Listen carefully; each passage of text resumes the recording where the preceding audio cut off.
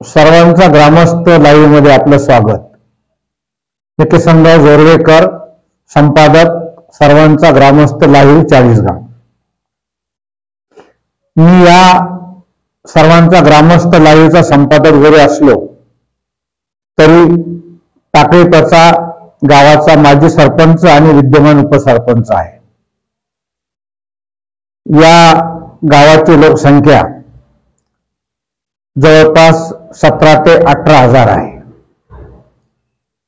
शहराला खेटून हे गाव आहे। या गावात चाळीसगाव तालुक्याचे आमदार मंगेश चव्हाण यांचं निवासस्थान आहे। प्रशस्त असं निवासस्थान आहे। असं असताना व ज्या गावामध्ये आमदार राहतात त्या गावातल्या नागरिकांना गेल्या 8-10 महिन्यापासून 15 ते 20 दिवसाआड पिण्याचं पाणी मिळतं। ते देखील पुरेसे मिळत नाही। देण्यात येणारं पिण्याचं पाणी अशुद्ध असतं। त्यामुळे गावात अनेक साथीचे रोग देखील त्या ठिकाणी पसरलेले आहेत। विशेष म्हणजे यावर्षी मोठ्या प्रमाणावर पाऊस झाला। येवना धरण पूर्ण क्षमतेने भरलेलं आहे। येवना नदीतून सतत पाणी वाहतं। टाकळीचा ग्रामपंचायतीची जी काही पाणी पुरवठा योजना आहे ती रईपूर येथे आहे। या योजनेची विहीर नदी किनाऱ्याला आहे। त्यामुळे विहिरीमध्ये त्या ठिकाणी भरपूर पाणी असतं। असं असताना गावाच्या नागरिकांना त्या ठिकाणी 15 ते 20 दिवसाआड पाणी मिळतं। हे या गावाचं दुर्दैव। याची जी काही कारणं आहेत ते कारणं आज जे कोणी ग्रामपंचायतीचा कारभार पाहतात, प्रमिला गुजर या ग्रामपंचायतीचे सरपंच आहेत, त्या अशिक्षित आहेत। त्या जानेवारी 2024 मध्ये ग्रामपंचायतीच्या सरपंच झाल्या। तेव्हापासून त्या फक्त ग्रामपंचायत सदस्यांच्या दरमहाच्या मासिक मीटिंगला येतात, अर्धा पाऊण तास त्या ठिकाणी थांबतात आणि निघून जातात। त्यानंतर त्या पुन्हा पुढच्याच महिन्यात ग्रामपंचायत सदस्यांच्या मासिक मीटिंगला येतात। त्यांचे पती विजय दिवसन पवार यांचा ग्रामपंचायतीशी काहीही संबंध नाही। ते ग्रामपंचायतीचे सदस्य नाही, मात्र तेच ग्रामपंचायतीचे सरपंच म्हणून त्या ठिकाणी कामकाज पाहतात। ग्रामपंचायतीच्या कारभारामध्ये सतत हस्तक्षेप करतात, कर्मचाऱ्यांवर दबाव टाकतात, ग्रामसेवकावर देखील दबाव टाकतात आणि अनेक प्रकारची खोटे नाटी कामं त्या ठिकाणी करून घेतात। त्यांच्या हस्तक्षेपामुळे ग्रामपंचायतीचा कारभार ठप्प झालेला आहे। मी आणि कविता महाजन असे आम्ही दोघे ज्यावेळी ग्रामपंचायतीचा कारभार पाहत होतो त्यावेळी आमच्या दोघांमध्ये समन्वय होता आणि म्हणून सर्वसाधारणतः 2021 ते 23 डिसेंबर 2023 पर्यंत गावामध्ये अनेक विकासाची कामं झाली। नवीन पाणी पुरवठा योजना देखील त्या ठिकाणी नवीन पाणी पुरवठा योजनेचं देखील त्या ठिकाणी काम सुरू झालं। त्या कामामध्ये आम्ही प्रचंड योगदान दिलं। खरं म्हणजे ती जी काही योजना 21 कोटीची ती सर्वसाधारणतः वर्ष 1.5 वर्षाच्या आत पूर्ण व्हायला पाहिजे होती, मात्र त्या योजनेचं काम ठप्प झालेलं आहे। या मागची जी काही कारणं आहेत त्यामागे पूर्णपणे सुडाचं राजकारण त्या ठिकाणी कारणीभूत आहे। विजय गुजर याचा वाढता हस्तक्षेप आणि त्यांच्या सहकाऱ्यांची या ठिकाणी काम न करण्याची आणि कमिशन खाण्याची जी काही प्रवृत्ती आहे त्यातून ग्रामपंचायतीच्या अलीकडच्या 8-10 महिन्यात जे काही कामं झाली, मग ती रस्त्याची असेल, गटारींची असेल, पेअरलॉक बसवण्याची असतील, या सर्व कामांमध्ये प्रचंड भ्रष्टाचार झालेला आहे। कामं अत्यंत निकृष्ट प्रतीची झालेली आहे। प्रत्येक गावात मग तो 1 नंबर आमदार 2 नंबर असो, मंगेशदादा यांनी 4 नंबर असो, टाकळी ग्रामपंचायतीला मोठ्या प्रमाणावर विकास कामांसाठी निधी दिला. परंतु या निधीतून जी काही कामे करण्यात आली ती अत्यंत निकृष्ट प्रतीची झालेली आहे. आणि म्हणून या साऱ्या गोष्टीच्या अनुषंगाने मी गावचा उपसरपंच म्हणून पुराव्यानिशी गंभीर स्वरूपाच्या तक्रारी गट विकास अधिकारी पंचायत समिती चाळीसगाव यांच्याकडे केलेल्या आहेत. मात्र या तक्रारींची चौकशी होऊन जे तक्रारीच्या अनुषंगाने दोषी आढळून आले त्यांच्यावर कोणती कारवाई त्या ठिकाणी बीडीओने केली नाही. बीडीओ वाळेकर यांची खूप इच्छा होती तर ज्यांनी आर्थिक गैरव्यवहार केले, विकास कामांमध्ये भ्रष्टाचार केला, त्यांच्यावर कारवाई व्हावी. परंतु आज ज्यांच्या हातात ग्रामपंचायतीची सत्ता आहे ते सत्ताधारी पक्षाची माणसं आहेत आणि म्हणून त्यांना आमदार साहेबांचा आशीर्वाद आहे.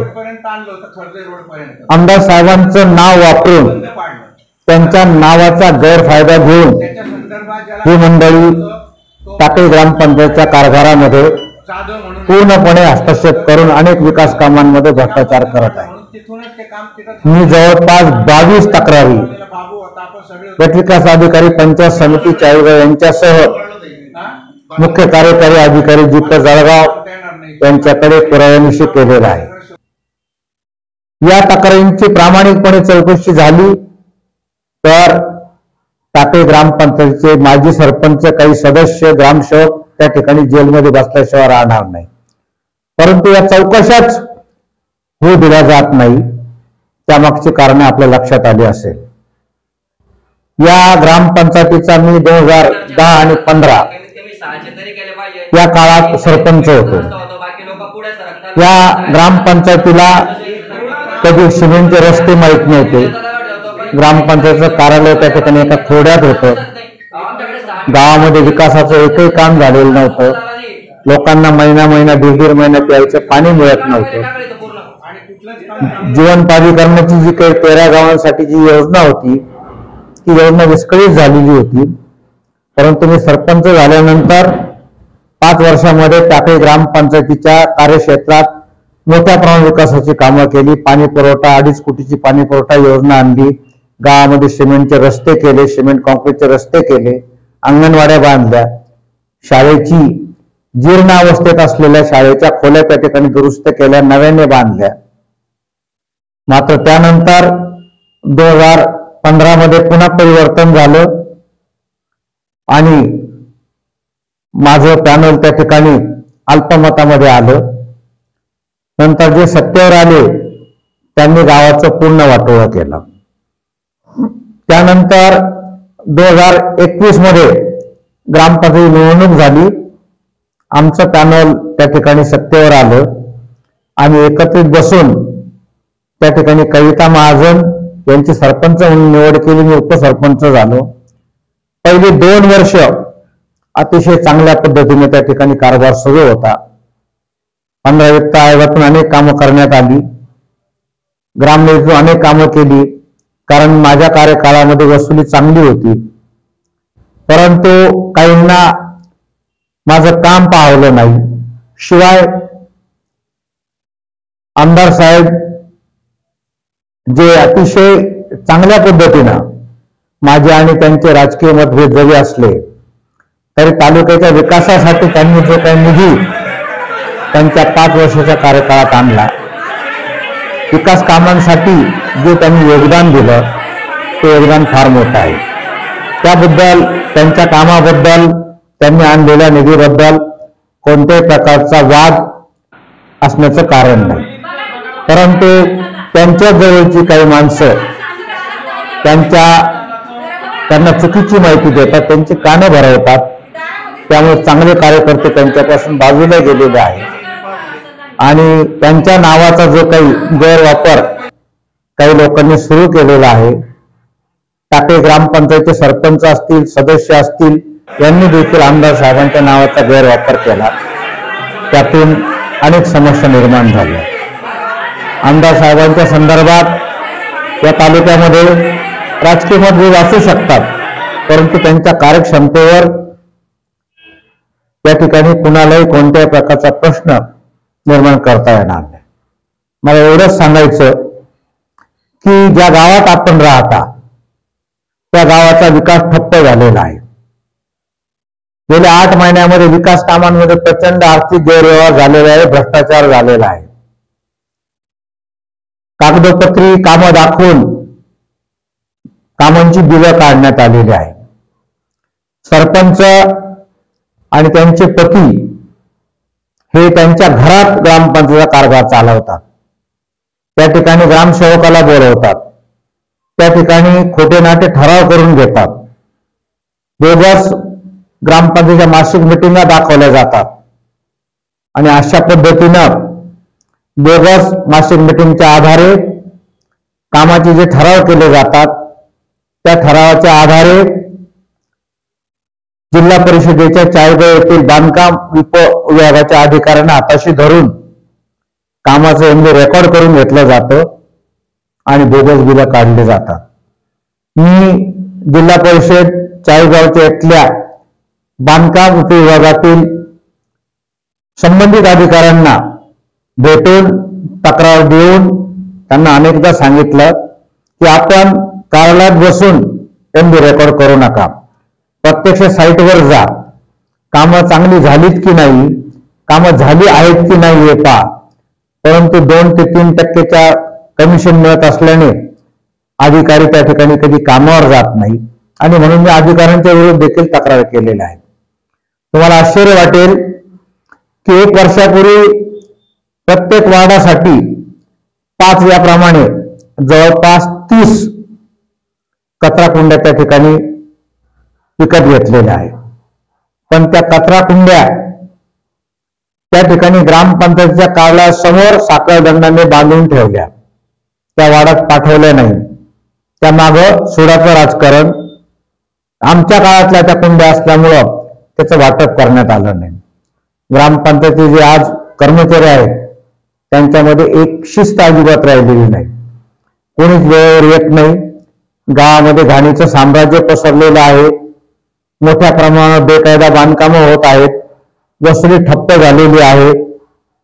या संदर्भात अनेकदा तक्रारी करूनही जाणीवपूर्वक त्या तक्रारींची दखल घेतली जात नाही.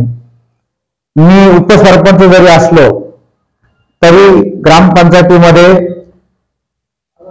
सरपंच आणि त्यांच्या पती विजय गुजर यांचं बहुमत आहे आणि म्हणून बहुमताच्या जोरावर त्या ठिकाणी मी सांगितलेलं कोणतेही काम केलं जात नाही. माझ्या वार्डामधली सर्व कामे त्या ठिकाणी ठप्प केली. 15 वित्त आयोगाच्या निधीतून प्रभाग क्रमांक 3-4 मध्ये त्या ठिकाणी सार्वजनिक उद्यान, रस्त्यांची काँक्रिटीकरणाची 2 कामं, 35 लाख रुपयाचं जे काही गटारीचं काम घेतलं होतं त्याचं टेंडरिंग झालं होतं. कोटगावचे भूषण पाटील यांना ते काम दिलं होतं. मात्र प्रमिला गुजर सरपंच झाल्यानंतर त्या ठिकाणी विजय पवार यांनी त्या ठिकाणी भूषण पाटील यांना बोलावलं आणि जी काही 15 वित्त आयोगाच्या निधीतून कामं मंजूर करण्यात आलेली आहे ती कामं करायची नाही अशा प्रकारचं त्या ठिकाणी त्यांना सांगण्यात आलं आणि ती कामं बंद पाडण्यात आली. त्यामुळे प्रभाग क्रमांक 3 आणि 4 मधले कोणतेही काम या ठिकाणी होत नाही. प्रत्येक वार्डामध्ये आज अंधाराचं साम्राज्य आहे. मात्र जाणीवपूर्वक ठराविक वार्डामध्ये लाईट लावले जात नाही. ग्रामपंचायतीचे कर्मचारी त्यांना सांगण्यात आलं की जोरवेकरांचा कोणताही आदेश तुम्ही पाळायचा नाही. ग्रामपंचायत सर्व दप्तर सरपंच आपल्या घरी ठेवतात, त्याच ठिकाणी ठराव लिहिले जातात. ग्रामसभेचा अजेंडा जेव्हा काढला जातो त्यावेळी उपसरपंचाला विश्वासात घेतलं जात नाही. प्रोसिडिंग देखील मीटिंग झाल्यानंतर महिना त्या ठिकाणी लिहिलं जात नाही. त्यानंतर जी चर्चा मासिक मीटिंग मध्ये होती त्या विषयाला मंजुरी दिली जाते. त्याच्या व्यतिरिक्त अनेक विषय त्या ठिकाणी घुसवले जातात आणि त्या ठिकाणी त्यांचे खोटे ठराव केले जातात. हा सगळा प्रकार मी पुराणशी व्हिडिओच्या लक्षात आणून दिलेला आहे. विशेष म्हणजे की प्रमिला गुजर म्हणजे प्रमिला पवार या ओम साई बचत गटाच्या अध्यक्ष आहेत. या बचत गटाच्या माध्यमातून टाकळी कसा येथे रेशन दुकान चालवलं जातं. या रेशन दुकानच्या माध्यमातून जे काही गोरगरीब आहे त्यांना जे काही धान्य वितरण केलं जातं ते कमी दिलं जातं. या संदर्भातल्या अनेक तक्रारी लोकांच्या आल्यानंतर त्याची चौकशी झाली. 2 वर्षापूर्वी या रेशन दुकानचा परवाना देखील रद्द करण्यात आला होता. मात्र आमदार साहेबांचा आशीर्वाद असल्याने तो जो रद्द झालेला परवाना पूर्ववत त्या दुकानाला देण्यात आला. मागील 3-4 महिन्यापूर्वी या ठिकाणी अचानक पुरवठा निरीक्षकांनी भेट केली. त्या भेटीत त्यांना अनेक त्रुटी त्या ठिकाणी आढळून आल्या. जो काही रजिस्टरला साठा लिहिलेला होता गहू तांदूळ आणि साखरेचा, त्या साठ्याप्रमाणे दुकानात माल नव्हता.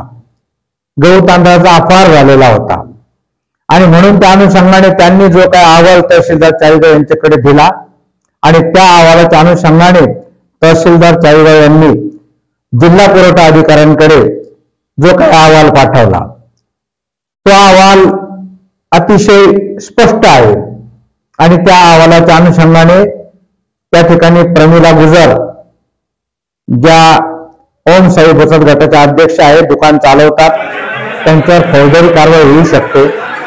परंतु जिल्हा पुरवठा अधिकाऱ्यांवर देखील राजकीय दबाव असल्याने त्यांनी गेल्या 4-5 महिन्यात त्यांच्या समोर या दुकानाच्या संदर्भातली वस्तुस्थिती आलेली असताना, धान्य दुकानातल्या मालात अपहार झालेला असताना देखील कोणतीही कारवाई त्या ठिकाणी त्यांनी केली नाही. प्रमिला गुजर या गावच्या सरपंच आहे. त्या रेशन दुकान चालवतात. त्यांना रेशन दुकानच्या दक्षता समितीवर अध्यक्ष म्हणून राहता येत नाही. हा शासनाचा GR आहे. माझं असं असताना त्या बेकायदा त्या ठिकाणी दक्षता समितीचा अध्यक्ष म्हणून काम करतात. या संदर्भात मी तहसीलदारांकडे तक्रार केली. मात्र तहसीलदार साहेबांनी या तक्रारीच्या अनुषंगाने कठोर कारवाई केली आहे असं कुठे दिसत नाही. वास्तविकता मी उपसरपंच आहे गावाचा आणि म्हणून त्या दक्षता समितीचा अध्यक्ष म्हणून मला कामकाज पाहण्याचा अधिकार आहे. मात्र मला जाणीवपूर्वक माझ्या अधिकारापासून वंचित करण्यात आलेला आहे. प्रमिला गुजर यांचे पती विजय गुजर यांची टाकळी ग्रामपंचायत कार्यक्षेत्रात मोठ्या प्रमाणावर प्रॉपर्टी आहे. बागायत शेती आहे. RCC टाईपचे घरदार आहे. त्यांचा एक मुलगा सैन्य दलामध्ये कार्यरत आहे. दुसरा मुलगा व्यावसायिक आहे. असं असताना विजय पवार आणि प्रमिला पवार यांनी संगनमताने 2016 ते 17 पासून प्राधान्य कुटुंब यादीतल्या अनेक योजनांचा प्रामुख्याने स्वस्त दरातील गहू तांदळाचा, मोफत गहू तांदळाचा, साखरेचा त्या ठिकाणी फायदा घेतला.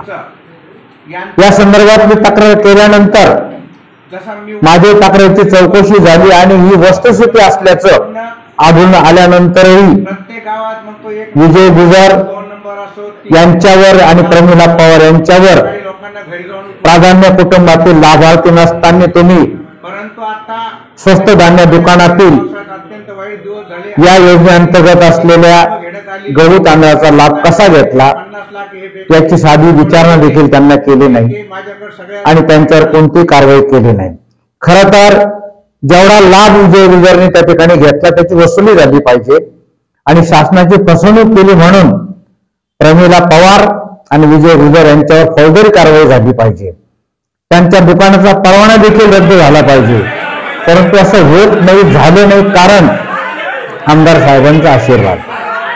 आमदार साहेबांना मला विनंती करायची आहे की जे चुकत असेल, जे जाणीवपूर्वक चुका करत असेल, अनावधानाने झालेल्या चुकीच्या संदर्भात मला काही म्हणायचं नाही. परंतु विकास कामांमध्ये जी आर्थिक गैरव्यवहार झालेले आहे ते जाणीवपूर्वक केलेले आहे, खोटी बिलं काढलेली आहे, खोटे ठराव केलेले आहे, खोटं प्रोसिडिंग लिहिलेलं आहे, रेशन दुकानच्या मालाचा अपहार झालेला आहे. या सगळ्या गोष्टीच्या पार्श्वभूमीवर आपण अतिशय प्रामाणिकपणे आपण विठ्ठल भक्त आहात, पांडुरंगाचे भक्त आहात, वारकरी संप्रदायातून आपण आलेला आहे आणि म्हणून अशा प्रवृत्तीला संरक्षण देण्याऐवजी त्यांच्यावर कठोर कारवाई कशी होईल या दृष्टीने आपण त्या ठिकाणी संबंधित अधिकाऱ्यांना आदेश द्यावा. आपल्या संदर्भात आमच्या मनामध्ये प्रचंड आदर आहे. राजकीय मतभेद बाजूला ठेवून आपल्या चांगल्या कामाची आम्ही नेहमी दखल घेत आलेलो आहे. राजकारण म्हटलं की काही गोष्टी होतात, याचा अर्थ असा नाही की आपल्या चांगल्या कामाकडे आमचं दुर्लक्ष आहे. परंतु आपण जर चुकीच्या लोकांना त्या ठिकाणी संरक्षण देत असाल तर त्या संदर्भात निश्चितपणे खेद व्यक्त करावासा वाटतो. माझी आपल्याला विनंती आहे की आपण ज्या गावामध्ये राहतात त्या गावातल्या नागरिकांच्या समस्या समजून घ्या. आपण आपल्या बंगल्यात आईस्पेस बंगला आहे आपला, त्या ठिकाणी ग्रामसभा बोलवा, लोकांची ज्या काही अडी अडचणी त्या समजून घ्या, पाण्याचा प्रश्न समजून घ्या, आरोग्याचा प्रश्न समजून घ्या. ग्रामपंचायत कार्यालय सकाळी 9:30 वाजता उघडतं, कोणी पदाधिकारी त्या ठिकाणी येत नाही. आम्ही जातो तर त्या ठिकाणी कोणी थांबत नाही कर्मचारी, कारण मी गेल्यानंतर कर्मचाऱ्यांनी त्या ठिकाणी थांबू नये अशा प्रकारचा दबाव त्यांच्यावर टाकला जातो. सरपंच येत नाही, लोक तक्रारी घेऊन येतात. यापूर्वीच्या ग्रामसेवकांनी जे काही गैरव्यवहार केले वाढीलेले, तो जरी या गावचा ग्रामसेवक होता तरी त्याने केलेल्या गैरव्यवहाराच्या अनुषंगाने मी गंभीर स्वरूपाच्या तक्रारी केल्या. त्या तक्रारीची चौकशी झाली, त्यानंतर तो निलंबित झाला. यापूर्वी तो 2 वेळा निलंबित झाला. त्याला आता भडगावला देण्यात आलं, परंतु विजय पवार, प्रमिला पवार त्याला बोलावतात, घरी बसतात, बॅकडेटेड ठराव करतात, बॅकडेटेड चेक तयार करतात, त्यावर त्याची सही घेतात आणि बेदर्जीला काढतात. त्या सगळ्या गोष्टी अत्यंत गंभीर आहेत. आता जो काही सांगली नावाचा ग्रामसेवक आलेला आहे तो देखील निलंबित ग्रामसेवक आहे. तो जळगाववरून येतो आणि जातो. तो ग्रामपंचायतीच्या कार्यालयामध्ये आठवड्यातून 1-2 वेळा येतो. केव्हा येतो केव्हा जातो लोकांना देखील माहित नाही की या ग्रामपंचायतीचा ग्रामसेवक कोण आहे. त्या ग्रामसेवकाला रेल्वे स्टेशनवर आणण्यासाठी भगवान चव्हाण नावाच्या व्यक्तीला कर्मचाऱ्याला त्या ठिकाणी नियुक्त केलं. तो स्टेशनवरून त्याला घेतो, सरपंचाच्या घरून येतो, ग्रामपंचायती कार्यालयात आणतो, कुठेही कोणाकडे जाऊ देत नाही.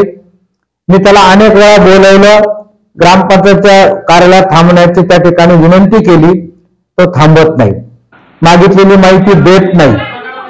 यांच्या दडपणाखाली सरपंच आणि विजय पवार यांच्या दडपणाखाली त्यानं देखील अनेक बोगस चेक काढले. जी कामं झालीच नाही अशा कामांची देखील बिलं काढली. माहितीच्या अधिकारात गावचा उपसरपंच असताना देखील माहिती मिळत नाही म्हणून मला माहितीच्या अधिकारामध्ये अर्ज करावे लागले. मी अर्ज करूनही मला मुदतीत माहिती दिली नाही. त्याच्यानंतर मी अपील केले. अपील केल्यानंतर व्हिडिओनी आदेश केल्यानंतरही मुदतीत मला माहिती दिली नाही.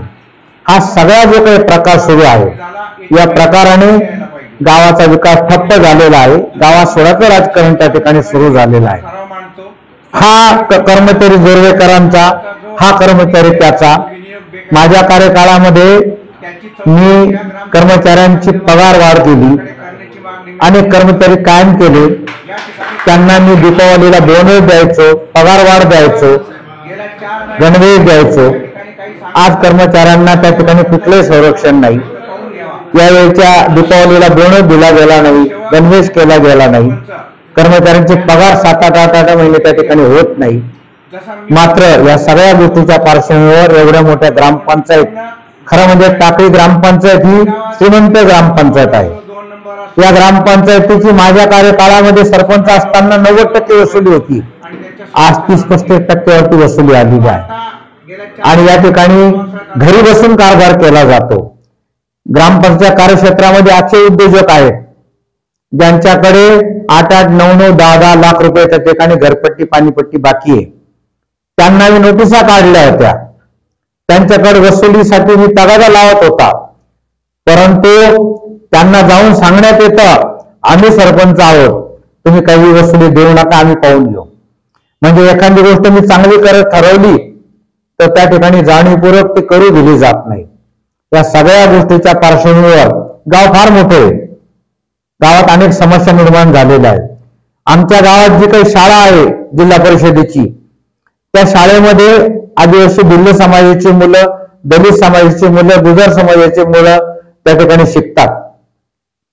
या शाळेला मी सरपंच असताना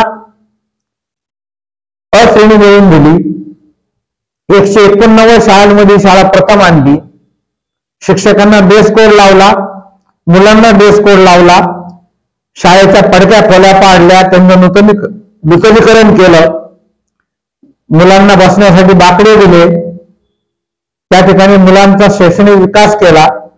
मात्र नंतर 2016 ते 20 पर्यंत त्या ठिकाणी शाळेला कुठलाही निधी दिला नाही. निधी दिल्याचा दाखवला, त्याचा अपहार करण्यात आला. त्यानंतर जेव्हा मी पुन्हा उपसरपंच झालो, कविता महाजन सरपंच झाल्या, त्यानंतर आम्ही पुन्हा शाळेकडे लक्ष दिलं. आज मी त्या शाळेचा ज्येष्ठ व्यवस्थापन समितीचा सदस्य आहे. मी शाळेत वारंवार जातो, परंतु त्या ठिकाणी जाणीवपूर्वक त्रास देण्याचा प्रयत्न केला जात आहे. शाळेच्या समोर कचराकुंडी ठेवली जाते. मी अनेकदा सांगितलं की शाळेच्या समोर कचराकुंडी ठेवू नका, मी ते काढायला लावतो कर्मचाऱ्यांना, परंतु त्या ठिकाणी पुन्हा ते ठेवण्यासाठी सांगितलं जातं. या सगळ्या गोष्टीच्या पार्श्वभूमीवर ज्या गावाला पुऱ्या महाराष्ट्रात ज्या गावाचं नाव झालं होतं, टाकळी त्याचा ग्रामपंचायत आदर्श ग्रामपंचायत म्हणून ज्या टाकळी ग्रामपंचायतचं नाव रोशन झालं होतं, त्या ग्रामपंचायतचं नाव आज पूर्णपणे बदनाम झालेलं आहे. याला कारण विजय पवार आणि त्यांचे सारे सहकारी. आणि या साऱ्यांना आमदार साहेबांचा आशीर्वाद आहे का नाही मला माहिती नाही, परंतु आमदार साहेबांचा त्या ठिकाणी नावाचा गैरवापर होतो. अधिकाऱ्यांना त्यांचं नाव सांगितलं जातं, अधिकाऱ्यांना दडपण आणलं जातं. आणि म्हणून मला आमदार साहेबांनी विनंती करायची आहे की आपण मी काय बोलतो यापेक्षा आपण वस्तुस्थिती समजून घ्या. आपण गावाची ग्रामसभा बोलवा, ग्रामसभा बोलून लोकांचे काय तक्रार आहे त्या समजून घ्या. मी बी त्या ठिकाणी येतो आणि या गावात ज्या गावात आपण राहतात त्या गावाच्या विकासासाठी आपण वैयक्तिक लक्ष घाला. आपण या तालुक्याचे लोकप्रतिनिधी आहात, पालक आहात. राजकारणामध्ये मतभेद होतात ते बाजूला ठेवून गावाच्या विकासासाठी, तालुक्याच्या विकासासाठी आपलं योगदान असावं, अशी माझी या ठिकाणी प्रामाणिक विनंती आहे, असं मला आपल्याला सांगावंसं वाटतं.